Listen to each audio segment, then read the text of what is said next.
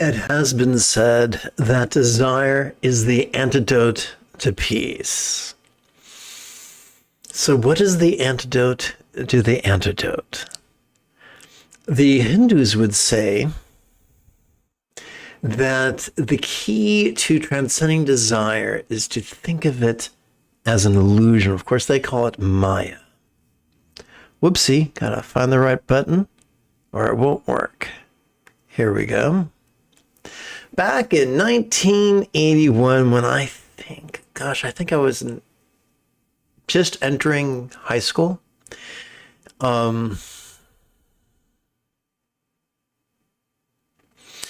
Joe Walsh of the Eagles came out with There Goes the Neighborhood. And of course, the hit from that album was Life of Illusion.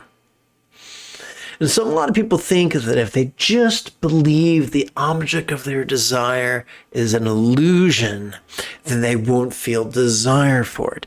Similarly, they'll feel that if the object of their dread is also an illusion, they won't feel stress. And so they run around trying to force themselves to believe that the bear that's chasing them is an illusion, or the object of their fantasy is an illusion.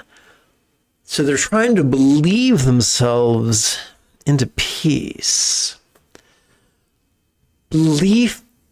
Reliance upon belief breeds rigidity. And good old Lao Tzu, the author of the 81 poems of the Tao Te Ching, taught that rigidity multiplies our stress. Rigidity and controlling tendencies might take us many places, but peace and fulfillment are not one of the destinations.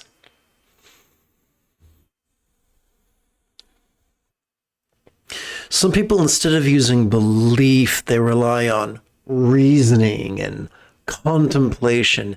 Anybody who's read the Old Testament of the Bible is familiar with the phrase, "Come, let us reason."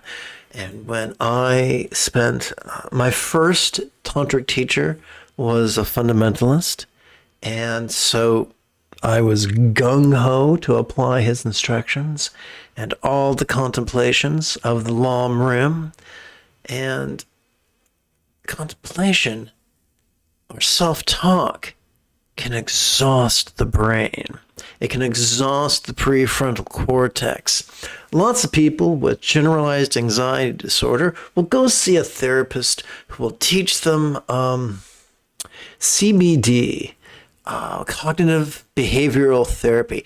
I think CBD sounds like something you'd get at a store run by Cheech and Chong, but what do I know? So a lot of folks with generalized anxiety disorder will be taught cognitive behavioral therapy. And after 6 months of 9 months of earnest work, they still have anxiety, but now they also have the symptoms of depression because they have exhausted the prefrontal cortex. Our prefrontal cortex is an excellent tool for figuring things out, but it did not evolve to argue with our emotions. And it's kind of like, using your prefrontal cortex to argue with your emotions is a lot like trying to hammer a nail with a Waterford Crystal champagne flute. Can you hammer a finishing nail with a crystal flute? Yes, but only once. And then the champagne flute shatters and you've got a mess on the floor, don't you? Got to use the right tool for the right job, like a hammer. Similarly, when we try to use our prefrontal cortex to manage our emotions, to manage our desire, in the long term, it is not sustainable. That is why the Buddha taught, by the way, getting back to belief. When I was a child in the early 70s, the Green Bay Packers ruled the earth, and their coach was Vince Lombardi. I'm told that Vince Lombardi taught that fatigue makes cowards of us all. So when we are sufficiently exhausted or distracted, our beliefs will crumble like a child's sandcastle at high tide. But with something that's 100% reliable is not relying upon our prefrontal cortex or our emotions, but relying upon the most fundamental facet of our central nervous system, our autonomic nervous system, various components of our spinal cord, our sympathetic and our sympathetic and parasympathetic nervous systems. That is the Buddha's method to deal with both dread and desire and all points in between. And that is exactly what we will explore during tonight's meditation practice. Right now, I think it could be splendid if together as a team,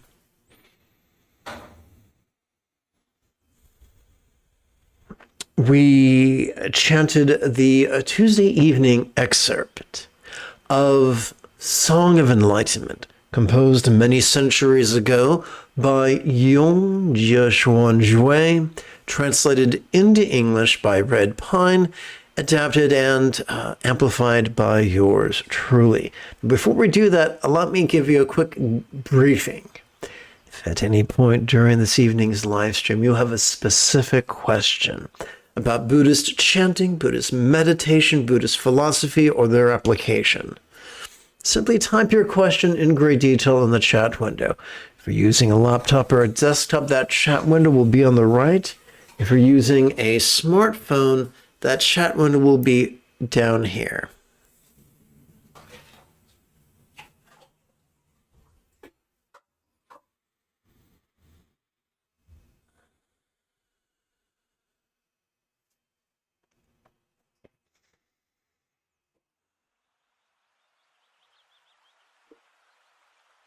Let's chant. Let people mock another speaker. Let them tire themselves out trying to burn the sky. People can be cruel. Victims can become villains. Ironically, even in the name of wisdom, peace, love, and joy. But what if the foolish and the cruel were not my enemies, but rather their own, harming themselves even more than they harm us? I think I can replace the word "are" here, my with "our." Let's continue. Hearing the words is like tasting sweet dew. I swallow and suddenly enter the inconceivable. The pain induced by others' cruelty can wake us up from the thrall of the trivial, reminding us to notice and to let go. In hateful words I see, take two. In hateful words I see the chance for merit. They have become my closest advisors, not letting ridicule make enemies of friends. I show the power of accepting that nothing is born. The most efficient way to cope with the cruelty of others is to choose vulnerability during the inhalation and release during the exhalation. Which are the seventh and eighth folds of the Buddha's eightfold path.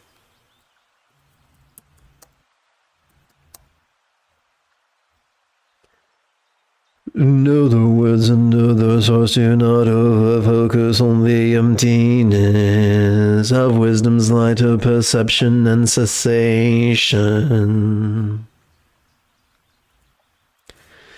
This is not something I alone have heard. Countless Buddhas have realized this too. May we refrain from rigidly grasping at any and every teaching in blindly superstitious faith, and also refrain from ignoring the two truths by shoving mindfulness away and grasping desperately at emptiness. For the test of a teaching are the results it generates when you apply it consistently. And according to the Eightfold Path, the 7 enlightenment factors, and even contemporary neuroscience, both the sympathetic nervous system and its mindfulness, as well as the parasympathetic nervous system and its relaxation and release, are necessary for health and happiness.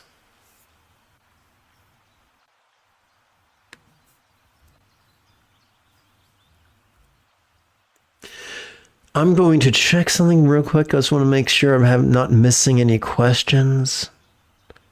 Okay, I don't see any questions, so woohoo. The lion roars and speaks without fear. The lesser beasts hear and cower in fright. Wild elephants cease their rampaging ways. Sky dragons listen in silent rapture. Our knee-jerk reaction to the Buddha's teachings is what separates the men from the boys, the women from the girls, and the wise from the foolish. Tally-ho. Okay, so quick like a bunny. Okay. What comes next is our review of the... What comes next... I'm sorry, I skipped a bunch of my medication for my sinuses right now, and it feels like there's a rat in my sinuses trying to claw its way out, which is quite ghastly. So if I'm speaking in if I'm speaking in such a manner that sounds like I've had one too many martinis, I apologize. Now, what I'd like to do is review the instructions to meditation and then meditate with you after a wee bit of chanting. We'll do that after less than a minute of housekeeping.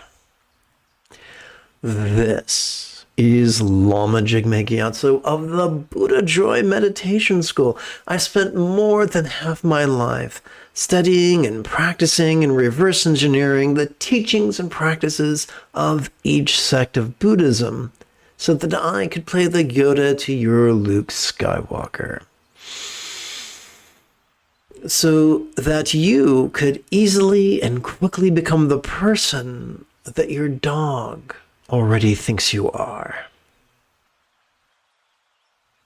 Welcome to Meditate Like a Jedi, which is made possible due to the generosity of viewers just like you.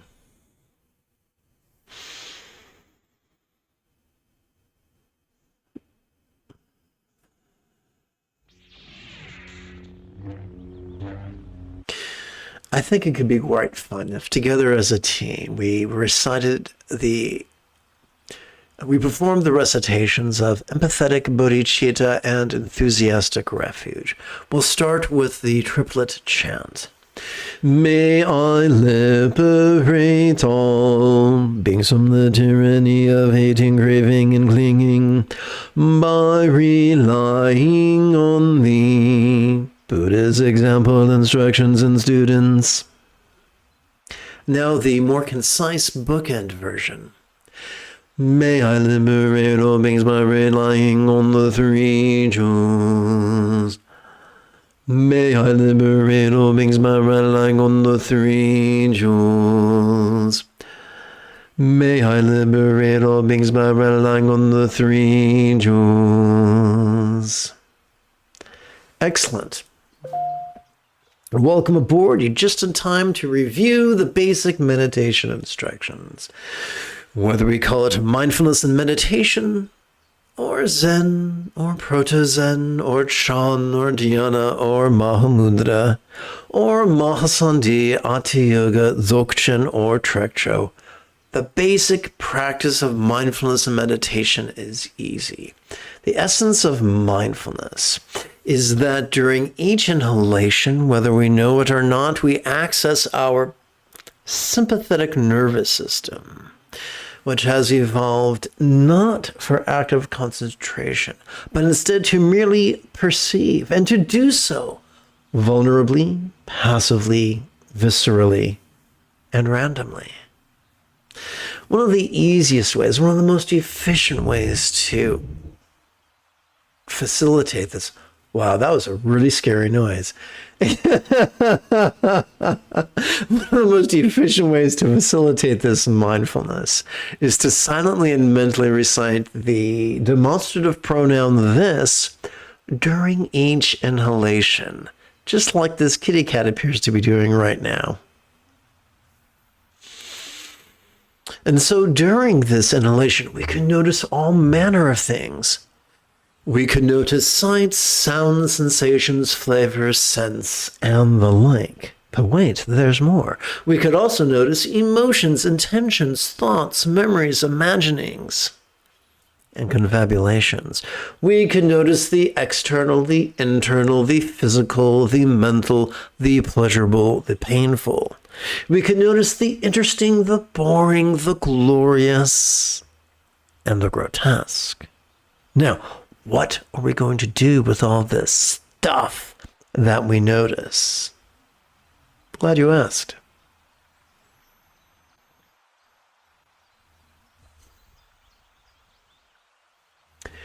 Every time we exhale, whether we know it or not, we access our parasympathetic nervous system, which is evolved for both physical relaxation as well as mental release, like this drowsy fellow right here. So the most efficient way to meditate during each exhalation is to silently and mentally recite the one-syllable verb ease, which functions as a synonym for relax. So there you have it. Mindfulness and meditation are as close as each inhalation and exhalation. All we got to do with our brain is simply align its intention with our factory installed wiring. So my side monitor is just not doing its job for the last 24 hours, which really sucks. So what I'm going to do is, quick like a bunny, check my, what's it called? Control room page, screen. And remind everybody who's just tuned in that if at any point you have a specific question, that if you have a specific question about Buddhist meditation, Buddhist philosophy, or their application, simply type your question in great detail in the chat window. I check for questions once every 8 or 9 minutes. And now,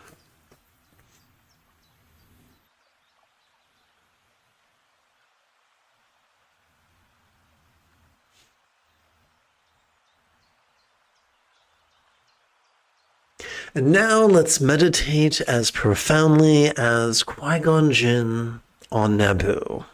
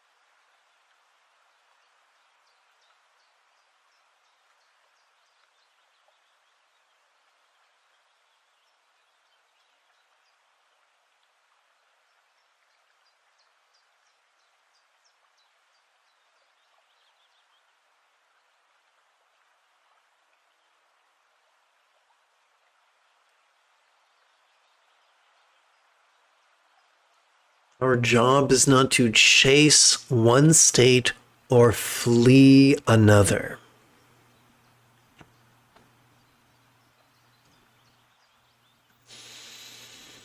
Our job is simply to notice the present moment, be it glorious or be it grotesque, be it interesting or be it boring. Simply notice it as we breathe in and relax as best we can as we breathe out. And ironically, that's the most efficient way of processing what Shakespeare described as the slings and arrows of outrageous fortune.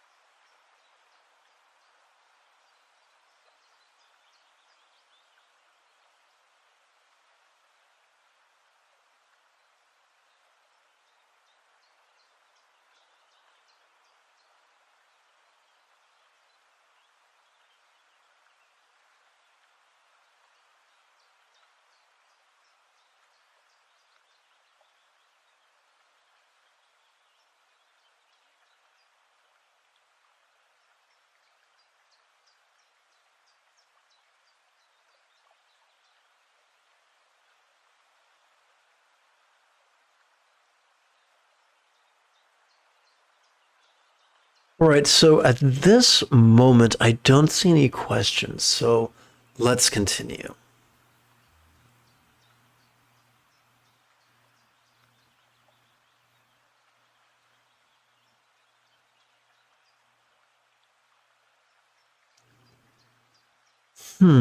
Okay, let's continue.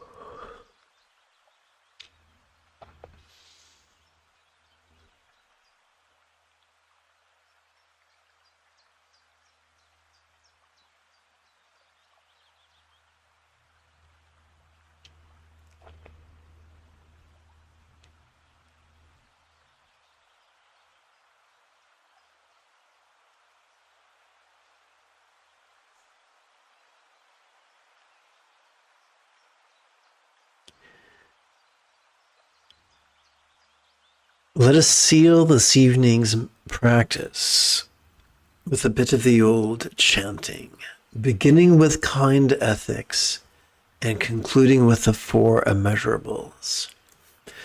May all beings practice of kind communication, conduct, and calmness for the spontaneous and uncontrived. May everyone be free from misery. May everyone be happy. May no one be separated from the happiness. May everyone have balance from the tyranny of hating, craving, and clinging freed.